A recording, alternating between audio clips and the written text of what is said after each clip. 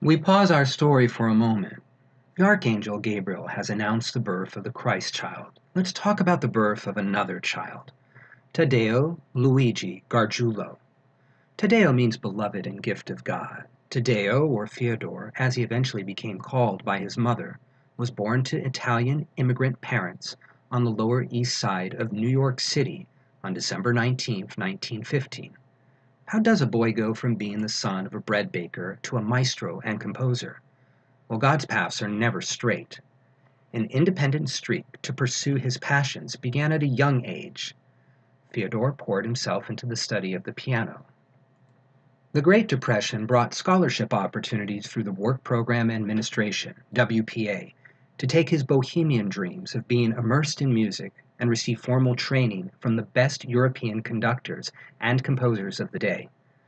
Stints in an essential oil factory, pouring extracts from the odious Chimpodium plant to earn a simple earning, led him to the real podium as a conductor of opera and symphony. Fyodor's destiny as a composer got its first burst of miraculous grace at recording music. He was a clerk working when the sensational international opera star Giuseppe De Luca came into the store. The venerable, kind baritone inquired into Fyodor's musical aspirations. Upon learning that Fyodor was a composer, De Luca asked Fyodor to show him some of his Italian art songs. To everyone's surprise, he selected two of Fyodor's pieces, the gentle, soothing Ninna Nanna and the rousing Si Tarantella the Mare Mare. De Luca sang Ninna Nanna at his Golden Jubilee concert at Town Hall, where it was the only piece encored at the program. The next day, Fyodor had a contract from the musical publisher Schirmer. Fyodor also went on to orchestrate his song Mare Mare for De Luca to sing with the New York Philharmonic.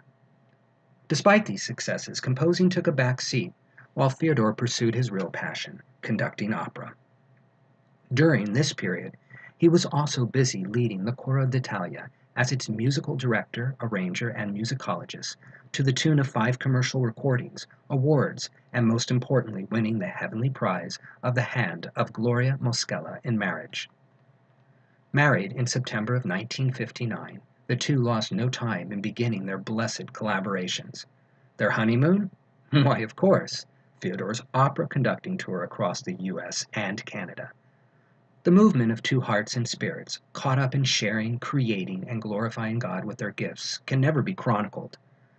Yes, of course, there are those noticeable achievements, like the rich coffers of performances across symphony, opera, and musical theater, the creation of artistic performing groups like the Defense Language Institute Pancultural Orchestra, sacred music, conducting Francis Ford Coppola's tour of Napoleon, and a Lifetime Achievement Award from the Lecce Albanese Puccini Foundation.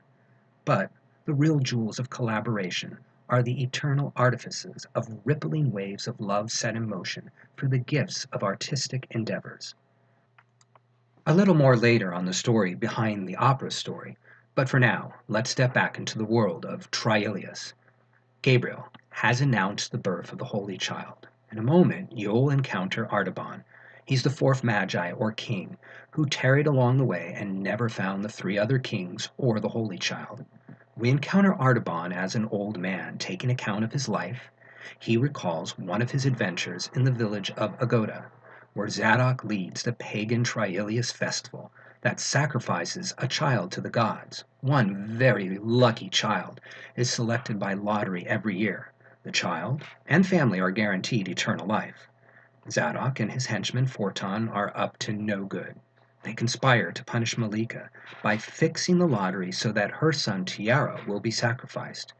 She's a widow, not from their village, doesn't believe in their pagan gods. She believes in one god. Along the way, we'll see how Artaban tries to challenge Zadok's sacrificial madness. We'll meet Murak, the village idiot with one eye, one leg, and one arm, be witnesses to a miracle, and much, much more. And now, let's begin.